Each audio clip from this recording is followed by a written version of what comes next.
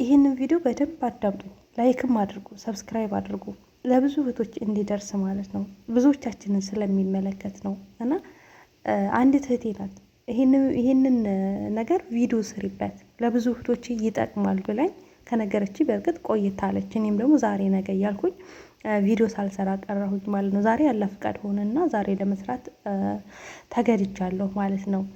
አብዛኞቻችን እጃችን ላይ ያለውንም ብር ሙጥጥ አድርገን ነው ወደ ቤተሰብ የምንልከው። ሙጥጥ አድርገን ነው በቃ የብዙዎቻችን ችግር ነው። ደግሞ ብዙዎቻችን ችግር ነው፣ ግን ብዙዎቻችን የቀረፍነው ነገር አይደለም። ሰው ቤት መሆናችን እንረሳዋለን። እና እስኪ አንድ እህቴ የገጠማትን ነገር ልንገራችሁ። እስኪ ጆሮ ስጡኝና አዳምጡኝ ማለት ነው። ምክንያቱም ለሁላችንም እኔንም ጭምር ሁላችንም ስለሚጠቅመን ማለት ነው። እና ውዶቼ ይቅርታ ሰላምታዬን ዘንግቻለሁ። ሰላም አለይኩም ወራህመቱላሂ ወበረካቱ። ውድና የተከበራችሁ የተወደዳችሁ የሉሻ ቤተሰቦች እንደምን አላችሁ? እንደምን ቆያችሁ? እንደምን ሰነበታችሁ? ከኔ ጋር አልሐምዱሊላህ ረብል ዓለሚን ሁሉ መልካም፣ ሁሉ ሰላም ነው። ለዚህ ዩቲዩብ ቻናል አዲስ የሆናችሁ ላይክ እና ሼር ሰብስክራይብ እያደረጋችሁ ቤተሰብ እንድትሆኑ በትህትና እጠይቃለሁ ማለት ነው። ውዶች ዛሬ የተገኘሁበት ዛሬ ቪዲዮ ልሰራበት ያልኩትኝ በጣም አንገብጋቢ ጉዳይ አለ። ሁላችሁም ከዚህ ጉዳዩን ከመናገሬ በፊት እህቶቼ በጣም ሙቀት ነው እንግዲህ እንደምታዩት። ጉዳይን ከመናገሬ በፊት እህቶቼ ማለት ነው ብር ስትልኩ በቃ ሰው ቤት መሆናችሁን መዘንጋት የለባችሁም።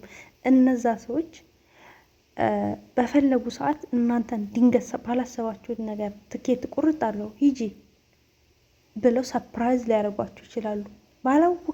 ባላሰማችሁ ባልገመታችሁ ሰዓት ላይ ማለት ነው። እና ለዛ ሲባል ብር አካውንታችሁ ብር በእጃችሁ የተወሰነ ነገር መያዝ መቻል አለባችሁ። እንደዛ እምላችሁ ለምን መሰላችሁ? ኢትዮጵያ ላይ ስትሄዱ ወይ በቤተሰብ ወይ በወንድምሽ ወይ በእህትሽ ምናምን ታረይና እንደገና እነሱን ስጡኝ ማለት በጣም ይደብራችኋል።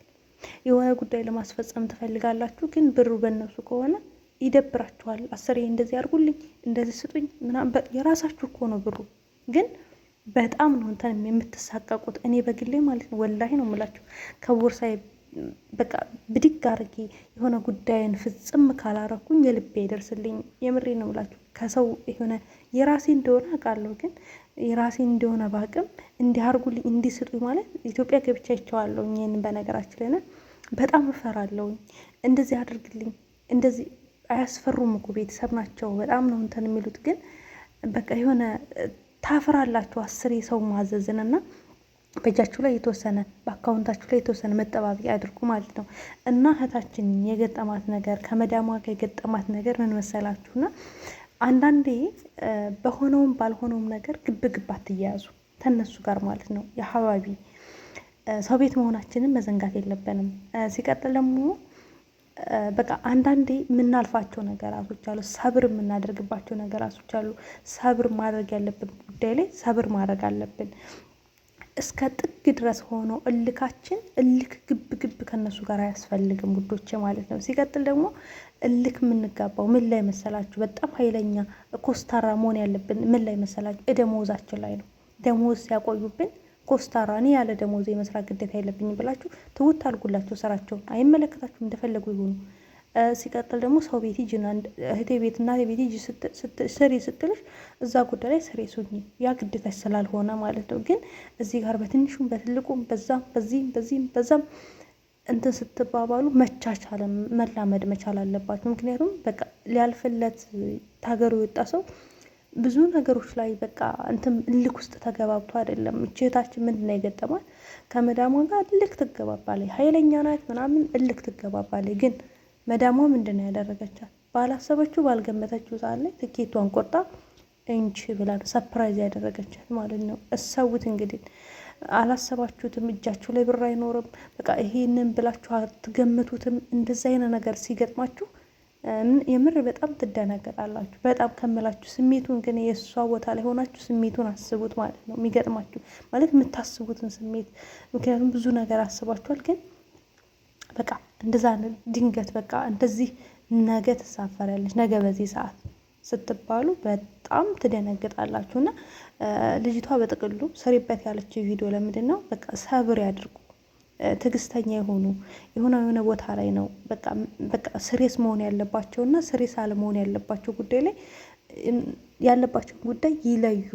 ሲቀጥል ደግሞ ብር በእጃቸው ብር በቃ አስፈላጊ ነው።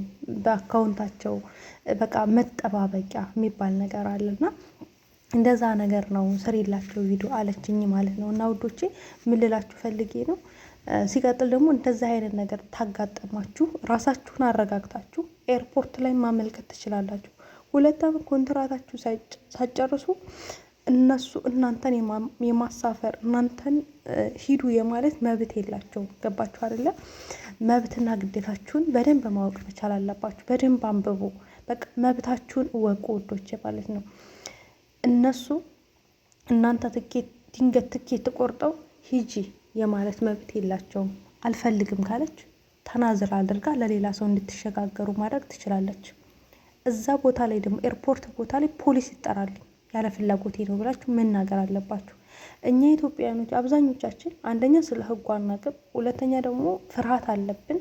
በቃ እንደናገጣለን። በቃ ለምን በቃ እንደዚህ ከሆነብኝ ብለን እንደናገጣለን። መፍትሄውን አንፈልግም። ስለዚህ መፍትሄ አለ ውዶች፣ ለሁሉም ነገር መፍትሄ አለው። እንደዛ አይነት ነገር ከተገጠማችሁ ኮስታራና በቃ ሳትደናገጡ ኮስታራና ጠንካራ መሆን መቻል አለባችሁ ማለት ነውና እንደዚህ አድርጋችሁ ራሳችሁን መከላከል ትችላላችሁ። ከሁሉምና ከማንም ከምንም በላይ ደግሞ የሚጠብቀው አላህ ነው። አላህ ይጠብቃችሁ። ሀቂቀትን በዚህ ወላሂ ነው የምላችሁ፣ በጣም ከባድ ነው በአሁን ሰዓት ላይ።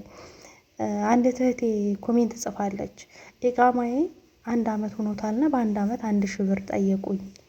ተኸየሉ እንግዲህ እነሱ ኑሮ ተወዱባቸዋል። በእርግጥ ግን ተኸየሉ ሰራተኛ የማምጣት ማንም ማለት አያስገድዳቸውም። ማንኛውም ሰው አይደለም የሚያስገድዳቸው ሰራተኛ አምጡ ብሎ። ራሳቸው መስራት ራሳቸው መታመል ይችላሉ። ግን ይጋማ እነሱ ናቸው የሚያፍልሱት፣ ትኬት እነሱ ናቸው የሚቆርጡት። እናንተ አይደላችሁም። በዚህ ጉዳይ ላይ ሲሪየስ ሆኑ ማለት ነው። ተደሞዛችሁ የሆነ ነገር ሲቆረጥባችሁ ለምን ብላችሁ መጠየቅ መቻል አለባችሁ እና ስለዚህ ውዶች አላህ ይጠብቃችሁ፣ አላህ ይሆናችሁ። በአሁኑ ሰዓት ላይ እውነት የሚምላችሁ በጣም ብዙ ነገር ነው ብቻ እየሰማን ያለ ነውና እንደው አላህ ረህመተኛ እዝነተኛ ሆኖ ነው እንጂ አንዳንዴ እኛን አይደለም ዝናብ መከልከል ይቅርና እሳት አለማዝነቡ በራሱ አላህ ምን ያክል ረህመተኛ እንደሆነ እያሳየን ነው። ምክንያቱም ብዙ እህቶች ብዙ ይዘለማሉ፣ ብዙ ዝልም አለ፣ ብዙ በደል እያየን ያለ ነው። ወላሂ ነው የምላችሁ፣ ብዙ ክህደት፣ ብዙ መከራ፣ ብዙ ውጣ ውረድ፣ ብዙ ምን ያላየነው ነገር አለና አልሐምዱሊላህ። ግን አላህ ደግሞ ረህመተኛ ነው። አላህ ደግሞ በቃ ባሮቹን አይተዋቸውም። ወላሂ ነው የምላቸው፣ አልተወንም እንጂ በጣም ብዙ በእህቶች ላይ የሚደርስ ግፍ ትንሽ ነገር እንትና ላይ ብለው 400 500 ከደሞዛቸው ላይ የሚቆርጡ በጣም ጨካኝ መዳሞች አሉ።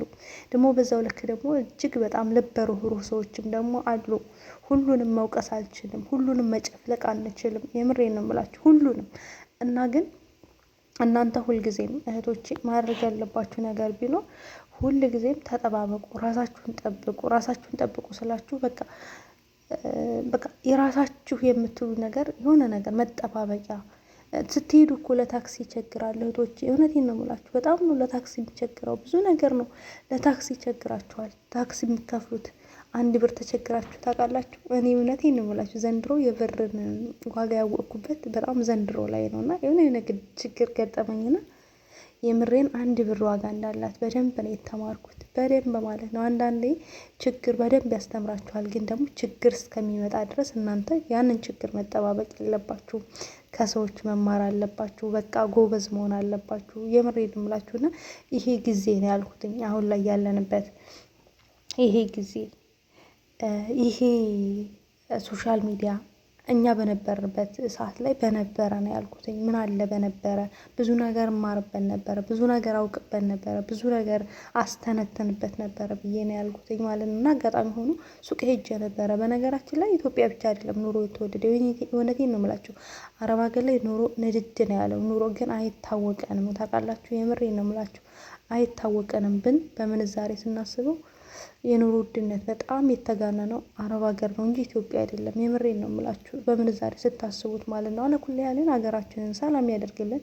እየመጣ ያለውንም ጦርነት አላህ ያብርድልን። ተብሪድ ብለናል።